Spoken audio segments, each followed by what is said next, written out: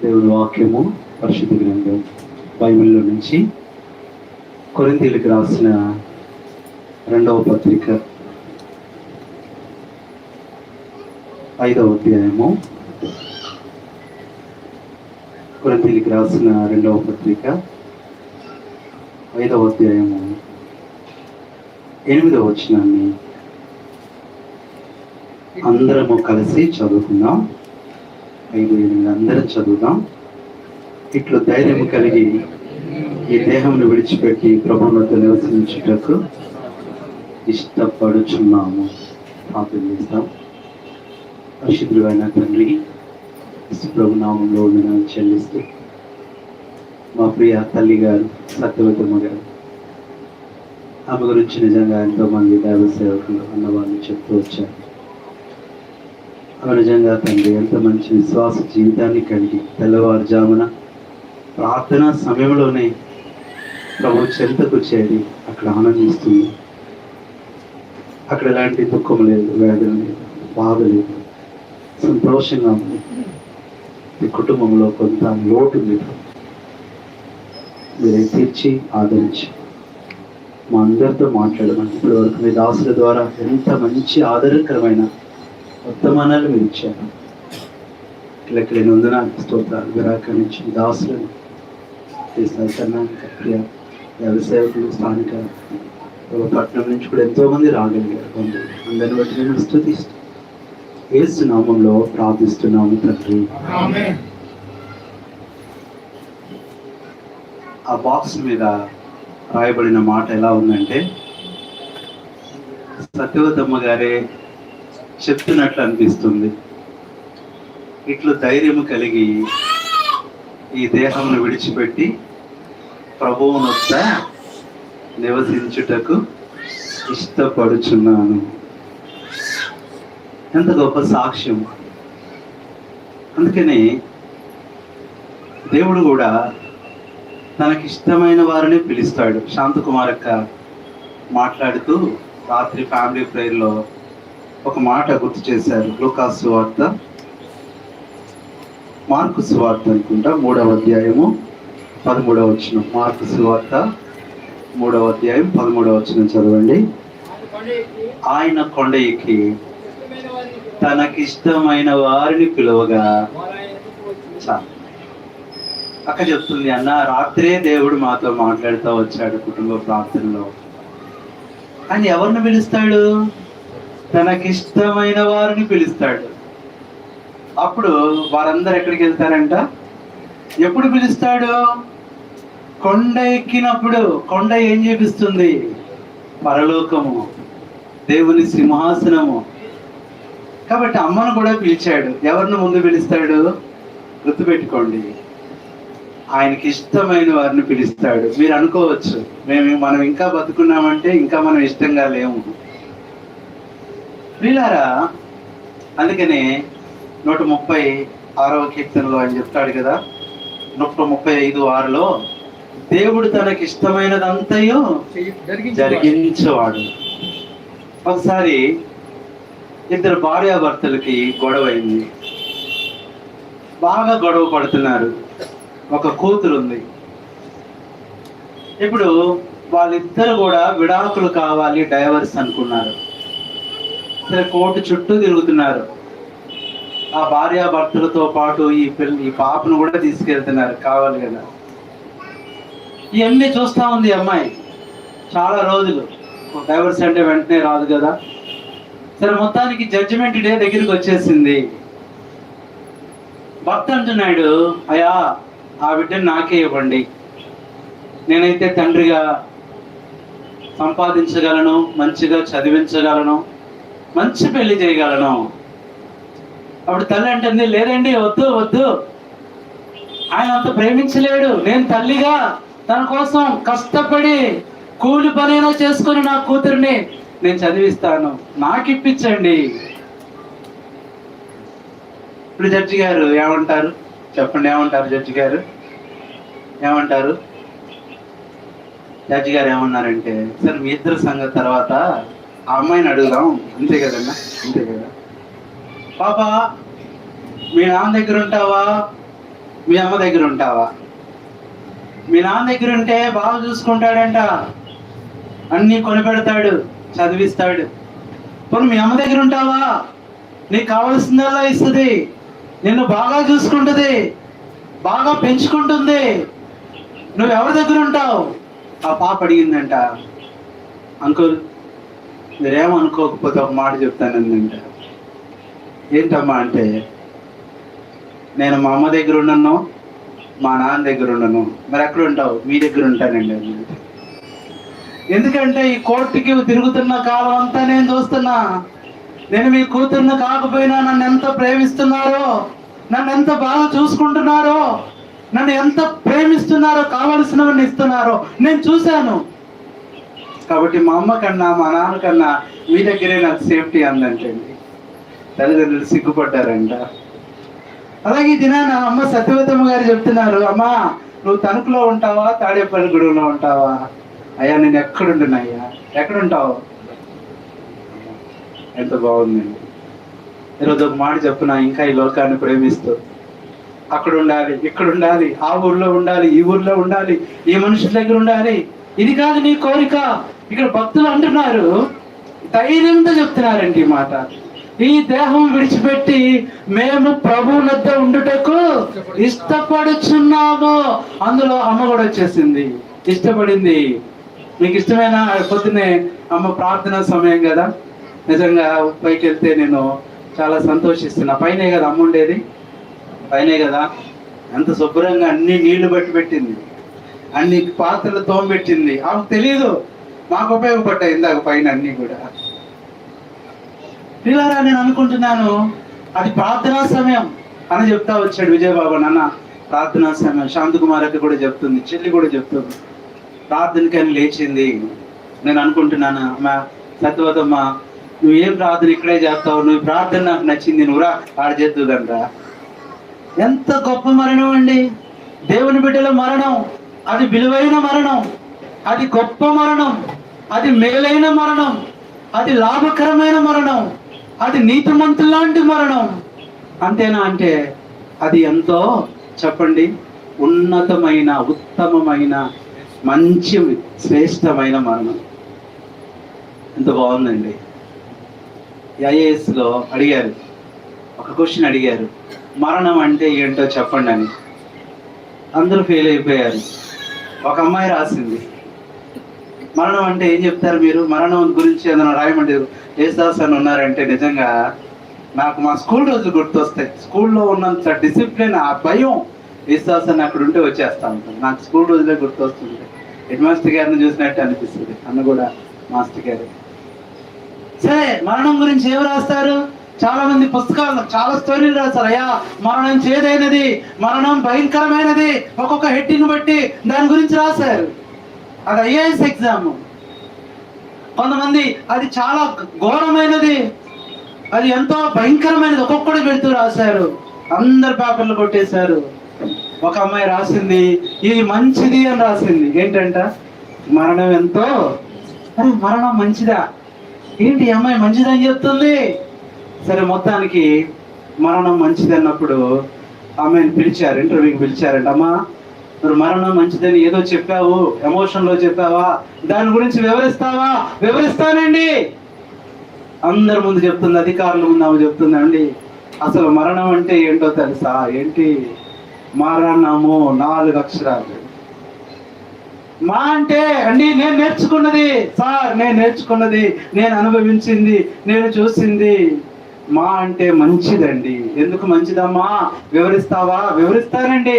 ఈ లోకంలో ఈ బాధలు పడే కంటే, ఈ అనారోగ్యాలు, ఈ నిందలు, ఉదయం లేస్తే శత్రువులు మొహం చూడాలి, ఎవరు కూడా ఇష్టపడరు. ఇలాంటి పరిస్థితిలో ఉండే కంటే దేవుని దగ్గర ఉంటే అది ఎంతో మంచిది కాదా? అక్కడ రోగం ఉండదు, అక్కడ బాధ ఉండదు, అక్కడ వ్యాధి ఉండదు. మేము ఇట్లాగే సువార్త చెప్తున్నాం, పరలోకంలో అమ్మ ఆకలి ఉండదు, దప్పిక ఉండదు అంటే ఒక ఆమె ఉంటుంది, కరెంటు బిల్లు ఉంటుందా అంటుంది. అమ్మ కరెంటు బిల్లు కూడా ఉండదు. ఇంకొక ఆమె వచ్చిందా, ఇంటద్దు ఉంటుందా? ఇంటద్దు ఉండదు. ఇంకొక ఆమె వీళ్ళకి మరీ ఆశపడిపోద్దండి కొంతమందికి. ఆమె ఏమందంటే, అయ్యా పరలోకంలో అన్నీ బాగానే ఉన్నాయి, మాకు నచ్చింది తిన్నాము, అయితే పింఛనంత ఇస్తారయ్యా అన్నాడు. ఏనా ఏమి ఇవ్వాలంట? పింఛనంత ఇస్తారయ్యా. మా దగ్గర ఒక బ్రదర్ ఉన్నాడు, ఆయన మరీ కోపం వచ్చేసి అమ్మా నీకు పరలోకి ఇటు మీద దండగా పింఛన్ కావాలి. అయ్యా అట్టంటావిందయ్యా, చంద్రబాబు 2000 ఇచ్చాడు, జగన్ బాబు 3000 ఇస్తున్నాడు, యేసు బాబు ఎంత ఇస్తాడు? అమ్మా నీకు 3000 4000 కాదమ్మా, పరలోకం అంతా నీదే. వేదన ఉండదు, దుఃఖం ఉండదు, బాధ ఉండదు. చిన్నపిల్లలు అడుగుతారు, అన్న పరలోకంలో స్కూల్ ఉంటుందా? ఉండదంటే అన్న నాకు కొరకు ప్రార్థన చేయండి. ఒక పిల్లడు ఒకసారి దేవరపల్లిలో ఒక పరిచయకి వెళ్ళినప్పుడు మోదీస్ అని వాడు అడుగుతున్నాడు. తర్వాత సువార్త చెప్పి యూత్ క్యాంప్ అది లాస్ట్లో వాకింగ్ చెప్పినప్పుడు నా దగ్గరికి వచ్చాడు. 10th ఎగ్జామ్స్ దగ్గర పడుతున్నాయి, అన్న పరలోకంలో పరీక్షలు ఉంటాయా అని అడిగాడు. ఉండవరా అంటే, అన్న బాప్తిస్తానికి నా పేరు రాసుకుంటాను. అక్కడ పరీక్షలు ఉండవు, టీచర్లు ఉంటారు కానీ పాఠాలు చెప్పరు. టీచర్లు కూడా ప్రభుని నమ్ముకుని అక్కడికి వస్తారు. కాబట్టి ఈ దినాన ఎందుకు వీళ్ళు ఈ మాట చెప్పారు? నీతిమంతుల మరణం ఎలాంటిదంటే, వాళ్ళకంటే అమ్మ మనకు తెలియదు కానీ మరణం, అమ్మ మరణం మనకి మహిమలోకి వెళ్ళిన తర్వాతే తెలిసింది, కానీ వాళ్ళకు ముందు 3 రోజుల నుంచి తెలిసిపోద్దంట. జి జాన్ గారు గొప్ప దైవజనుడు. ఆయన హాస్పిటల్లో ఉన్నప్పుడు బాగాలేనప్పుడంట, ఇక ఈయనకు బాగానే ఉంది తీసుకెళ్ళిపోండి అన్నారంట. సరే ఇంటికి వచ్చేసారు. ఇంటికి వచ్చిన తర్వాత అంతా బాగుందని అందరూ సంతోషిస్తుంటే డాక్టర్లు అదే చెప్తారు, ఇంకొక 3 రోజులే మీతో ఉంటాడన్నాడంట. ఆయన 3 రోజులే ఉంటాను. 2వ రోజు వచ్చింది. మొదటి రోజు ఆ రోజు వచ్చేసరికి టెన్షన్ పడిపోయారు పిల్లలు, బంధువులు అందరూ. డాక్టర్ని పిలిపించి చూశారు. ఒక్కరోజే ఉంటానంటున్నాడు మా నాన్నగారు. మరి ఏంటో చూడండి అంటే వాళ్ళు చూసి అన్నారు, ఈయన ఆరోగ్యం, ఈయన శక్తి, ఈ పరిస్థితిని చూసి 1 రోజు కాదు కదా 10 ఏళ్ళైనా ఈయనకేం అవ్వదన్నారంట. అప్పుడు ఆ రాత్రి తెల్లవారుతున్నప్పుడు మళ్ళీ మాట్లాడుతున్నారంట. ఎవరు? జీ జాన్ గారు. వెళ్ళే సమయం అయింది. దోతలు వచ్చేస్తారంట. పొద్దున్నే వచ్చి ఉంటారు దోతలు, మీకు కనపడరు, రోడ్డు మీద ఆటోలో రారమ్మా. దోతలు వచ్చేస్తారు. దోతలు వచ్చారు, నేను వెళ్ళిపోవాలని చెప్పిన టయానికి ఆయన మహిమలోకి వెళ్ళిపోయాడండి. దేవుని భక్తుల మరణం ఎందుకు వాళ్ళకి అంత ధైర్యం అంటే, ముందు దోతలు వచ్చి అన్నీ చెప్తారంట. ఎందుకు వాళ్ళు ధైర్యంగా వాళ్ళు దేవుని దగ్గరికి వెళ్తారు? మనం ఎందుకు భయపడతాం మరణం అంటే? దేవుని బిడ్డలు భయపడరు. ఇలా కన్నా చక్కగా వర్తమానం మరణం గురించి చెప్పారు. అంకుల్ వాళ్ళు ఎంతో చక్కగా చెప్పారు. మంచి పాటలు సుందర్ సింగ్ గారే పాడారా అన్నట్లుంది ఆ పాటలు. చక్కగా వింటంటే హార్మోనియం మీద. పిల్లరా వాళ్ళకి భయం ఉండదు, ఎందుకంటే దోతలు ముందే వచ్చి అన్నీ చెప్తారంట. ఆల్బమ్ చూపిస్తారంట, అమ్మ ఇదిగో నీళ్ళు ఇది రెడీ అయిపోయింది, ఇంత బాగుంది, ఎక్కడ నీళ్ళు ఎక్కడ. కొంతమంది మరీ అడుగుతారంట, అన్న మా ఇల్లు భక్సింగ్ గారి ఇంటి పక్కనైనా, మరి అంత భక్తులేమ్మా. చాలాసార్లు నేను కూడా అనుకుంటా ఉండేవాను, నాకు ఇల్లు ఇస్తే దావీద్ అపార్ట్మెంట్లోనే ఇవ్వాలి, నాకు అక్కడే వాళ్ళ రోజు ఆయనతో పాటు మాట్లాడుకోవాలి. దూతలు వస్తారంటండి, చెప్తారు, సత్యవతమ్మా నువ్వు ప్రార్థన చేసుకో. వాళ్ళు వచ్చి చెప్పేసే ఉంటారు. అందుకని వాళ్ళు ఇష్టపడతారు. ఏమని? ఇంకెక్కడ ఉండటానికి వాళ్ళు ఇష్టపడరు. చెల్లి ఏం బాధపడద్దు, అయ్యో అమ్మ నా వివాహం చూడలేదే, ఎంగేజ్మెంట్ చూడలేదు అనుకుంటున్నావు, అక్కడి నుంచి చూస్తుంది అమ్మ, ఏం పర్వాలేదు, ఆల్రెడీ అక్కడికి వెళ్ళిపోయింది. ఈరోజున ముగించుకు ముందు కొన్ని మాటలు ఒక మాట చెప్తాను. ఎంతో మంది వచ్చారు, నువ్వు ఈ మాట చెప్పగలవా? నేను ఇష్టపడుతున్నాను దేవుని దగ్గరికి వెళ్ళటానికి, నేను చనిపోవటానికి ఇష్టపడుతున్నాను అని చెప్పలేకపోతున్నావేమో, భయపడుతున్నావేమో. మధ్యాహ్న కాల సమయంలో నువ్వెవరైనా సరే. అందుకని ఆ పాప ఏమంది? మరణము మా అంటే మంచిది, మరి రా అంటే ఏంటి? రమ్యమైనది. అవునయ్యా, మరణించిన తర్వాత ఆ లోకం ఎంతో రమ్యమైనది. నా అంటే ఏంటి? నమ్మకమైనది.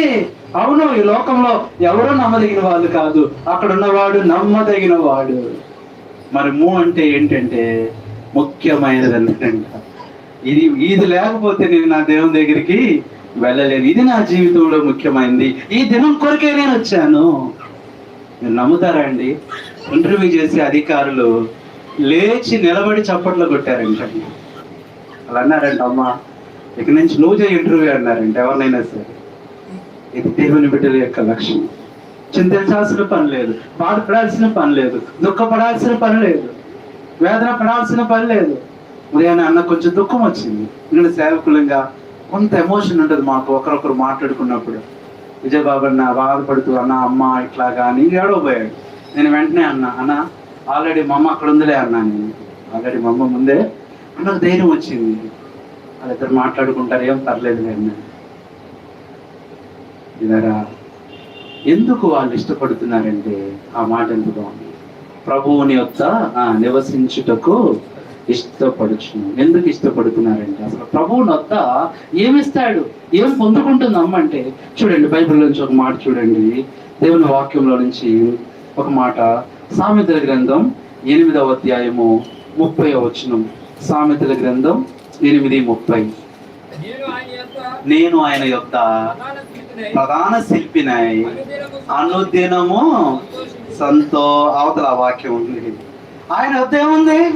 ఇప్పుడు సత్యవతమ్మ ఏమంటదంటే, అయ్యా నేనేమో ఆయన దగ్గర సంతోషిస్తా ఉంటే మీరందరూ ఇక్కడ ఏం చేస్తున్నారు?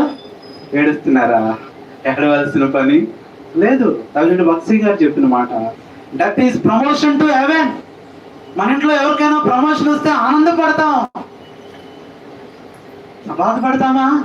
అలాగే మన ఇంట్లో అమ్మకి ఏమొచ్చింది? ఇప్పుడు ప్రమోషన్ వచ్చింది, మనకంటే ముందు వెళ్ళిపోయింది. ఇప్పుడు అన్నీ చూస్తున్నామా? మనం కొత్త వాళ్ళం, మనం పరలోకి వెళ్ళినప్పుడు అమ్మోళ్ళు చూపించాలి. అమ్మ ఇక్కడ ఇది ఎట్లా, ఇది ఎక్కడ ఉంటుంది, ఇది ఎక్కడ ఉంటుంది, ఇదంటే అప్పుడు అన్నీ చూపిస్తారు. వీళ్ళు సీరియస్ అయిపోతారు. వెళ్ళారా? ఆయన వద్దకు ఎందుకు వెళ్ళాలంటే ఆయన వద్ద ఏముంది? సంతోషం. ఆయన వద్ద దినదినము అనుదినము సంతోషిస్తుంది. ఇది మొదటి అనుభవం. రెండవది చూస్తే చూడండి దయచేసి, మొదటి వృత్తాంతములు 18:27. ఆయన యొద్దకు ఎందుకు వెళ్తున్నారు వీళ్ళు? ఆయన యొద్ద ఎందుకు ఆయన పిలుస్తున్నాడు? అసలు ఆయన యొద్దకు ఎందుకు వెళ్ళాలి? ఇది నన్ను. రెండవది, ఆయన యొద్దకు వెళ్ళిన అమ్మ ఎలాంటి అనుభవంలో ఉందో చూడండి.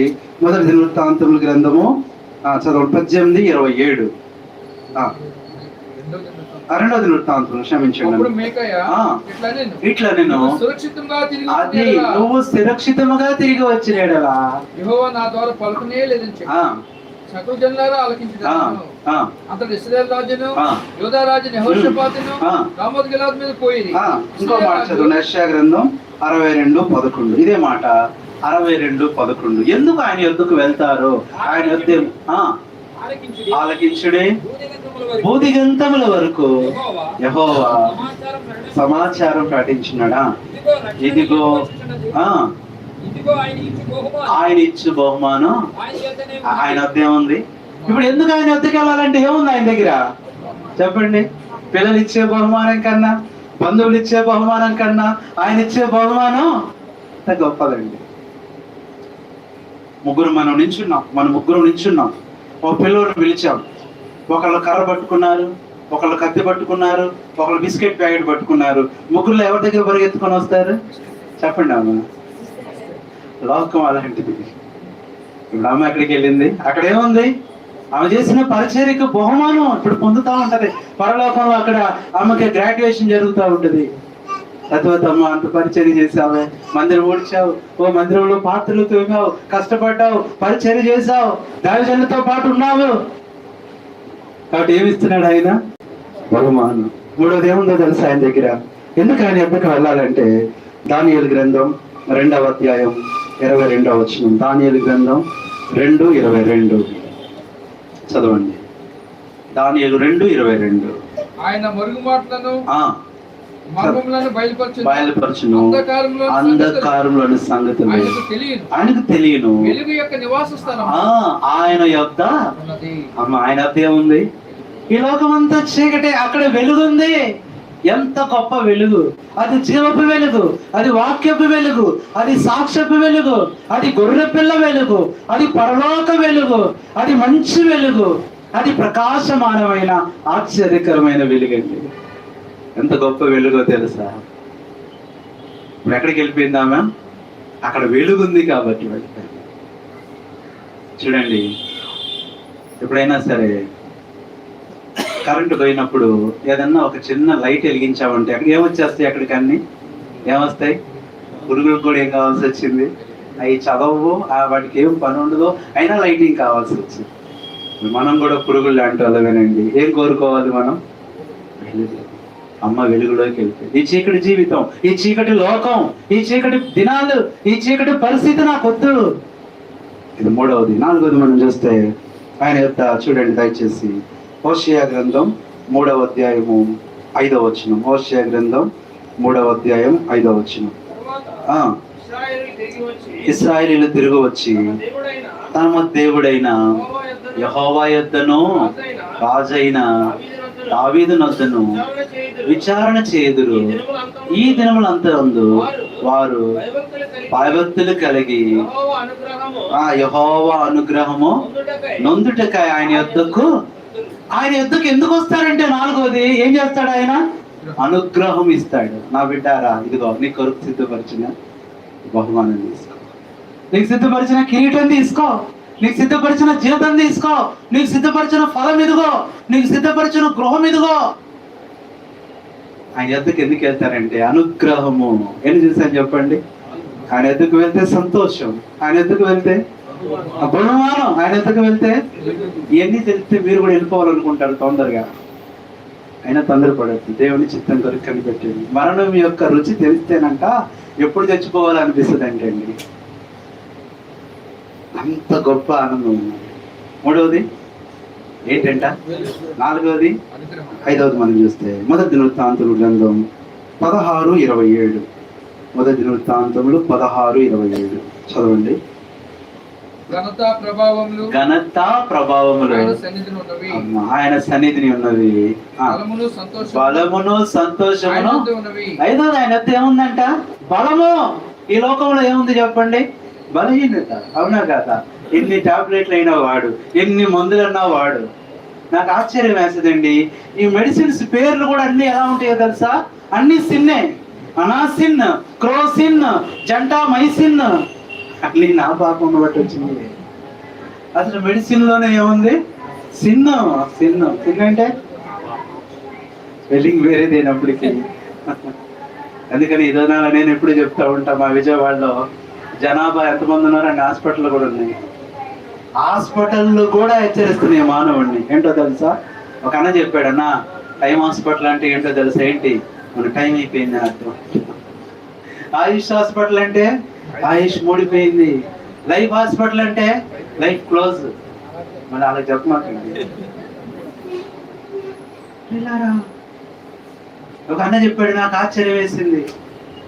ఐసీయూ అని లోపల ఉంటది కదా, బయట వాళ్ళకి కనపడదు, అది లోపల వాళ్ళకి కనపడిద్ది. ఆశ్చర్యం ఏంటి? వెళ్ళే వాళ్ళకి కనపడాలి, లోపల వాళ్ళకి ఎందుకంటే ఐసీయూ అంటే దేవుని వార్నింగ్ అంట. నువ్వు ఇష్టం వచ్చినట్టు జీవించావు, ఇప్పుడు లోపలికి వచ్చావు, ఐసీయూ నీ సంగతి చూస్తా.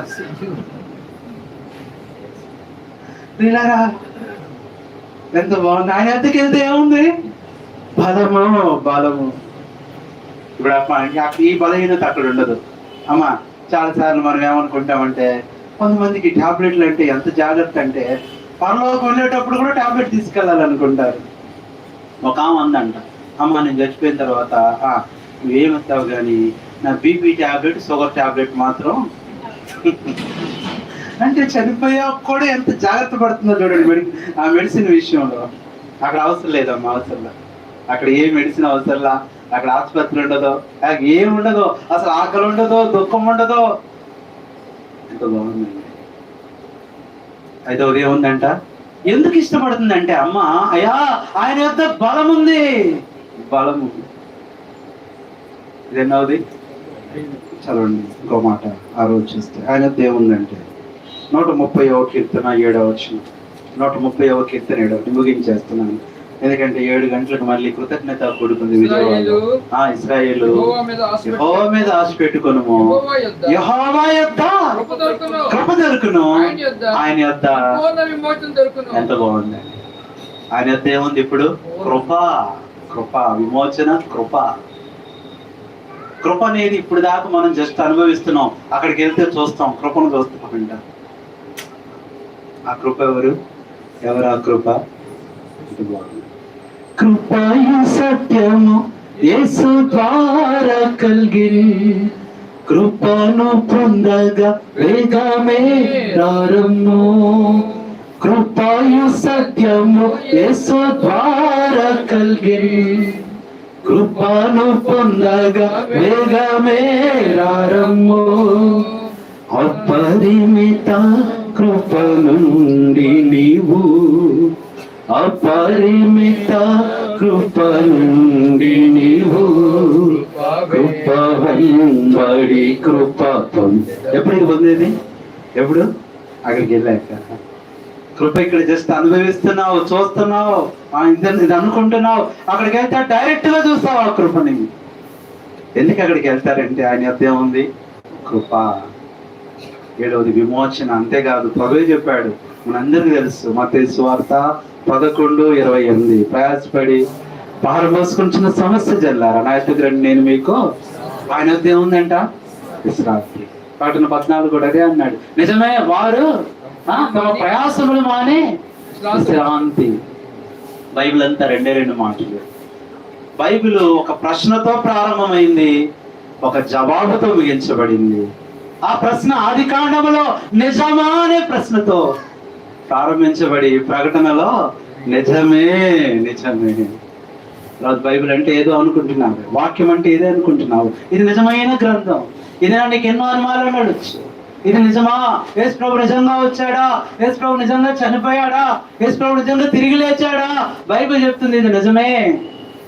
నిజాన్ని నమ్ము. 7వది ఆయన దగ్గర ఏముందంట? విశ్రాంతి. విశ్రాంతి. ఈరోజు ఈ లోకంలో ముగించేస్తున్నాను. ఈ లోకంలో ఏదేదో సంపాదించుకుంటే ఎక్కడెక్కడికో వెళ్తున్నావు. బిల్లీ గ్రాహం గారు ఆయన చివరి వర్తమానంలో 2 మాటలు చెప్పారు. ఇంకా మహిమలోకి వెళ్ళిపోతారు కొన్ని రోజులు అని. ఆయన చెప్పిన మాట ఏంటంటే, ఒక దినాన సర్ ఆల్బర్ట్ ఐన్స్టీన్ గారని ఒక గొప్ప శాస్త్రవేత్త, ఆయన ట్రైన్లో ప్రయాణం చేస్తున్నాడంట. ఈ టికెట్ కలెక్టర్ గారు, టీసీ గారు వచ్చి అందరినీ అడుగుతూ ఈయన కూడా అడిగాడంట. ఈయన పాపం గబగబా ఎక్కడో పెట్టే టికెట్ మర్చిపోయి ఆ సూట్ కేసు అంతా తీసి వెతుకుతున్నాడు. టీసీ గారు చాలాసేపు అక్కడ చూసి, సార్ సరేలే మళ్ళీ వస్తాను, ఈలోపు చూసి పెట్టండి అన్నాడు. వెళ్ళాడు. వెళ్ళి చాలాసేపు, గంట తర్వాత మళ్ళీ 2వ రౌండ్లో వస్తే ఇంకా వెతుకుతానే ఉన్నాడు. అయ్యా మీకు ఇంకా దొరకలేదా? టికెట్ కొన్నారా? కొన్నానండి, ఇక్కడెక్కడో పెట్టానండి. అప్పుడు ఆయన చూసి కొంచెం డౌట్ వచ్చింది. సార్ మీరు ఐన్స్టీన్ గారు అంటే, అవును ఐన్స్టీన్ గారు. అయ్యా ఐన్స్టీన్ గారు మీరు టికెట్ కొనకుండా ఎందుకుంటారండి? గొప్ప జ్ఞానవంతులు, ఎన్నో కనిపెట్టారు దేశానికి, ప్రపంచానికి. కాబట్టి మీరు కొనే ఉంటారండి. మీరు చూపించకపోయినా పర్వాలేదు, మీకు అంతగా అవసరమైతే మీరు దిగిన తర్వాత నేను చెప్తాను అక్కడ స్టేషన్ మాస్టర్ గారికి. ఈయన వెళ్ళిపోయాడంట. వెళ్ళిపోయి ఇంకో గంట తర్వాత వస్తే ఇంకా ఎదుగుతానే ఉన్నాడంట. ఏమండి ఏమి ఎదుగుతున్నారు సార్? టికెట్ ఎదుగుతున్నాను. వద్దన్నాను కదండి, నాకు కావాలండి. మీకెందుకండి? అది ఎక్కడ దిగాలో దాని మీదే ఉందండి, నేను మర్చిపోయానండి. బక్సింగ్ గారు అంటున్నారు, అంత గొప్ప ఆల్బర్ట్ ఐన్స్టీన్ గారికి he doesn't know where he is going, but I know where I am going అన్నాడు. అంత గొప్ప జ్ఞానవంతుడికి, స్కాలర్కి, శాస్త్రవేత్తకి ఆయన ఎక్కడికి వెళ్తున్నాడో తెలియదు కానీ నేను ఎక్కడికి వెళ్తున్నానో నాకు తెలుసు అన్నాడంట బిల్లీ గ్రాహం. అదే అంటాడు యోబు, నేను వెళ్ళు మార్గం నా యేసుకు తెలుసు, నాకు కూడా తెలుసు. అప్పుడు బక్సింగ్ గారు, బిల్లీ గ్రాహం గారు ఒక మాట చెప్పారు. ఏమన్నారంటే, కొన్ని రోజుల తర్వాత టైమ్ మ్యాగజైన్ ఫస్ట్ ఒక న్యూస్ వేస్తుంది, బిల్లీ గ్రాహం హ్యాజ్ డైడ్ అని వస్తుంది. మీరు నమ్మొద్దని చెప్పాడంటే సంఘానికి. మీరు నమ్మొద్దు, బిల్లీ గ్రాహం హ్యాజ్ డైడ్ అనేది అది నిజమైంది కాదు. ఒకటే బిల్లీ గ్రాహం చనిపోడు, Billy Graham address has been changed అని మీరు గుర్తుపెట్టుకోండి అన్నాడంట. బిల్లీ గ్రాహం చచ్చిపోలేదు, అడ్రస్ మారాడు. ఇప్పుడు ఇంట్లో నుంచి ఖాళీ చేసి ఎక్కడికి వెళ్ళాడు? ఇప్పుడు మీరు ఒక ఇంట్లో ఉన్నారండి అతికి, ఖాళీ చేసి ఇంకో ఇంటికి వెళ్ళారు. మేము ఆ ఇంటికి వెళ్ళి అడిగితే చచ్చిపోయారు అంటారు వాళ్ళు. ఏమంటే ఇంట్లో ఉండేవాళ్ళు నిన్నే చచ్చిపోయారండి అంటే మీకు ఎంత కోపం వచ్చిందండి? మేము నిజంగా చచ్చిపోయారు ఉంటే జరా చూస్తే ఆ పక్క ఇంట్లో ఉంటారు. అలాగనా అడ్రస్ చేంజ్ అయిందంటే అని ముందే చెప్పాడంట. తర్వాత అమ్మ అడ్రస్ చేంజ్ అయింది, ఇప్పుడు తణుకు కాదు అమ్మ, ఇది ఏ పేట, ఇది తణుకులో, ఇది ఓల్డ్ టౌన్ కాదు, న్యూ టౌన్కి వెళ్ళిపోయింది. ఎరగవరమా ఏనా? ఎరగవరమేనా? అక్కడ అమ్మా ఒక్కోట్ల అమ్మోళ్ళు. మా ఊరి పేరు మీకేం తెలిసే పడవ పడతారు. ఏందమ్మా ఏం చెప్పండి ఏంటమ్మా? ఓల్డ్ కాలనీ ఓల్డ్ టౌన్ అన్న వాళ్ళు వదిలేద్దాం. మన తర్వాత మాట్లాడుతున్నాం. ఎక్కడికి వెళ్ళారు? ఓల్డ్ టౌన్ నుంచి న్యూ టౌన్, కొత్త యెరూషలేము, కొత్త పట్టణానికి వెళ్ళారు. అక్కడంతా కొత్తగానే ఉంటది. ఎంత బాగుంటది అండి. పరలోకి వెళ్ళగానే ఎంత సంతోషమో తెలుస్తా. ముందు పక్కన డైరెక్ట్ గేట్ దగ్గర పేతురు గారు కనపడతారంట. అన్న ఎవరు? పేతురు దూతలను అడిగితే ఎవరంటే ఏదో పేతురు గారు, తాళం చేయండి చేతులు. అన్నా పేతురు అన్న మీరా అని మనం కొత్త పిచ్చోళ్ళగా పరలోకి వెళ్ళగానే ఎంత ఆనందపడిపోతామో. పేతురు గారు అంటారా, నోర్మై పౌలు అన్న ఉన్నాడు. ఓహో, పౌలు దగ్గరికి వెళ్ళిపోయి అన్న పౌలు ఉన్నాడా, గవ్వ వెళ్ళిపో అన్న పౌలు అన్నా ప్రైజ్లాడన్నా. సరే మోషే ఉన్నాడు అని గవ్వ. మోషే అన్నా అసలు నువ్వు ఎంత గొప్పవాడు అన్నా, ఎన్నో కార్యాలు చేసే ఉంటావు కదండి. మోషే గారు అన్నారు సైలెంట్ ప్రార్థన చేసుకుంటారు. ఎవరున్నారు అక్కడ? ఎంత బాగుందండి.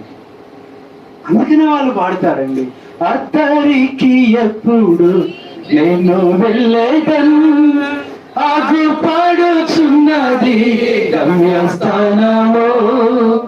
అద్దరికి ఎప్పుడు నేను వెళ్ళేదన్ ఆగిపడుచున్నది గమ్యస్థానము. అచ్చటాన్ని చూచేదాను పరిశుద్ధులెల్లారే. అచ్చటాన్ని చూచేదాను పరిశుద్ధులెల్లారే. పరలోకము నా దేశము, పరదేశిని నీలా మాయలోకమిగా నేను యాత్రికుడా. కాబట్టి 7 అనుభవాలు ఈరోజు ఒక మాట చెప్పిన ముగింపులో, సహోదరుడా, మరణం గురించి నీకు భయం పోవటం కొరకే దేవాది దేవుడు 2023 సంవత్సరాల క్రితం ఒక గొప్ప మరణం, ఒక మంచి మరణం, ఒక నీతిమంతుని మరణం నీ కొరకు నా కొరకు మరణించడం కొరకే తన ప్రియ కుమారుడైన యేసుక్రీస్తు ప్రభుని లోకానికి పంపించాడు. ఆయన సిలువలో నీ కొరకు నా కొరకు రక్తం కార్చి పాప భీతి, పాప భయము, మరణ భయం నుంచి విడిపించడానికి, అదే మొదటి వర్తమానంలో అన్న చెప్తా వచ్చాడు. ఆ మరణపు ముళ్ళును విరిచేశాడు. ఎప్పుడైనా మనకు ముళ్ళు గుచ్చుకుంది అనుకోండి, అది తీసి ఏం చేస్తాం మనం? అన్ని తీసి ఏం చేస్తాం? పక్కన వేస్తాం, ఇంకొకరు గుచ్చుకున్నా పర్లేదని. కానీ ప్రభు మింగేశాడంట మరణపు ముళ్ళు. ఆయన ఇంకొకళ్ళకు మరణపు ముళ్ళు అందరిని గుచ్చుతుంది, మాట గుచ్చుతుంది. ఎందుకు గుచ్చుతావు అని చెప్పని ఏం చేశాడంటే దాన్ని విరిచి మింగేశాడు. ఇక మరణానికి మన మీద అధికారం. ఎవరైనా సరే నీ మరణ భయం పోవాలంటే సిలువ దగ్గరికి రా. నీ మరణం ఎప్పుడో తెలియదు. ఇందాక అన్న కూడా చెప్పారు, నేను కూడా అదే, అంకుల్ చెప్పారు, నేను కూడా అదే వరుసలో ఉన్నాను అన్నారు. మేము కూడా వెనకాలే ఉన్నాం అంకుల్, చెప్పలేము ఎప్పుడు ఉంటాము. ఒక మాట చెప్తున్నా ముగింపులో, ఇది నన్ను నీ మరణం ఎప్పుడో నీకు తెలియదు. నువ్వు అనుకుంటున్నావు నాకు వయసు ఉంది, నాకు అధికారం ఉంది, నాకు ఆస్తి ఉంది, నాకు చదువు ఉంది, నాకు ఉద్యోగం ఉంది. నువ్వు అనుకుంటున్నావేమో ఏ క్షణంలో ఏం జరుగుతుందో తెలియదు. నిత్యం ఏ పాటిది. ఒక ఆయన ఇదే అన్నాడంట, ప్రభువా నేను చనిపోయే ముందు నాకు ముందే తెలియజేయని అడిగాడంట ప్రార్థన చేసి. నేను అప్పటిదాకా నీతి మంత్రులు ఉండలేను, నేను చనిపోయేటప్పుడు దయచేసి నాకు ఒక ఉత్తరం రాయమన్నాడంట. నేను చనిపోతాను అనగా కొన్ని రోజుల ముందు ఒక ఉత్తరం రాయి, ఆ ఉత్తరం చదివి నేనేం చేస్తాను? సిద్ధపడతాను. ప్రభు అన్నాడంటే సర్లే అన్నాడంట. ఇక ఉత్తరం వచ్చేదాకా హ్యాపీగా జీవిస్తున్నాడంట. భయం లేదు, భక్తి లేదు, మందిరం లేదు, ప్రార్థన లేదు. ఉత్తరం వచ్చాక మందిరానికి వెళ్దాం అనుకున్నాడు. ఎందుకంటే సిద్ధపడాలిగా, మరణం వస్తుందిగా. అయిపోయింది. ఒక రోజు దూతలు వచ్చారంట. అయా బాయ్ మరి రాస్ బయలుదేరన్నారంట. ఏడు బయలుదేరారు. పరలోకం దేవుడు రమ్మన్నాడు. పిచ్చోళ్ళారా, దేవుడికి నాకున్న అగ్రిమెంట్ మీకు తెలీదు. ఆయన నాకు ఉత్తరం రాస్తాను, నీకు ఉత్తరం రాలా. దోతలు అన్నారంట, ఓ పిచ్చోడా నీకు తెలిగింది ఒకటి కాదు 4 ఉత్తరాలు రాశాడు ఆయన. ఆల్రెడీ నీకు 4 ఉత్తరాలు రాశాడు. నాకు అందరి నువ్వు చదివావు కూడా. 4 ఉత్తరాలు రాశాడా? ఎక్కడ రాశాడు చెప్పాడంట. మానవుడికి దేవుడు రాసే మొదటి ఉత్తరం అంట మన తల వెంట్రుకలు అంటండి. తల వెంట్రుకలు తెలుపు అవుతా ఉంటే మొదటి ఉత్తరం మరణానికి సమీపిస్తున్నాం, వయసు అయిపోతుందని అర్థం అంటండి. మరి రెండవ ఉత్తరం ఏంటి? కంటి చూపు తగ్గిపోతా ఉంటుంది. కంచు మీరు కాదులేండి, మీరు మంచి కంటి చూపు కొంచెం తగ్గిపోతుందంటే ఇది రెండవ ఉత్తరం, వయసు అయిపోతుంది.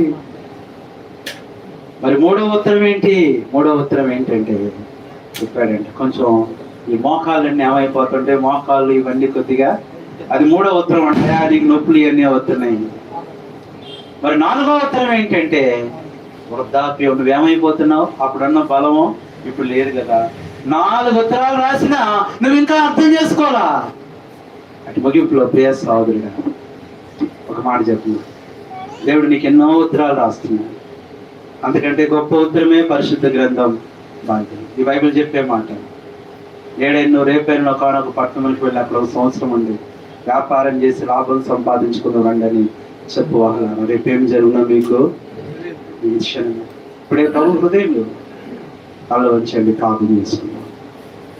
ఇంకెవరైనా ప్రభుని అడగకపోతే ఇదే మంచి సమయం. రేపు దినం ఎలా ఉండదో తెలియదు. భయంకరమైన దినాల్లో ఉంటున్నాం. ఎక్కడ చూసినా మరణపు వార్తలే. ఉదయాన్నే ఎవరో చెప్తున్నారు, పెంపుడు పిల్లి జస్ట్ అలా కలిసి తండ్రి కొడుకు ఇద్దరు చనిపోయారంట. భయంకరమైన పరిస్థితి. ప్రార్థన చేసుకున్నాం. వాళ్ళు ఉంచండి. ఇంకెవరైనా ప్రభు నెరగపోతే హృదయంలో చేర్చుకో. అమ్మ మౌనంగా మాట్లాడుతుంది సత్యవతం గారు. అమ్మ అయ్యా ఈరోజు నా చుట్టూ చేరారు, ఒక దినాన్ని మీ చుట్టూ అందరూ చేస్తారు. నీ భక్తి ఏంటి, నా విశ్వాసాన్ని కాపాడుకున్నా, నీ సంగతి ఏంటి తీర్మానం చేసుకో.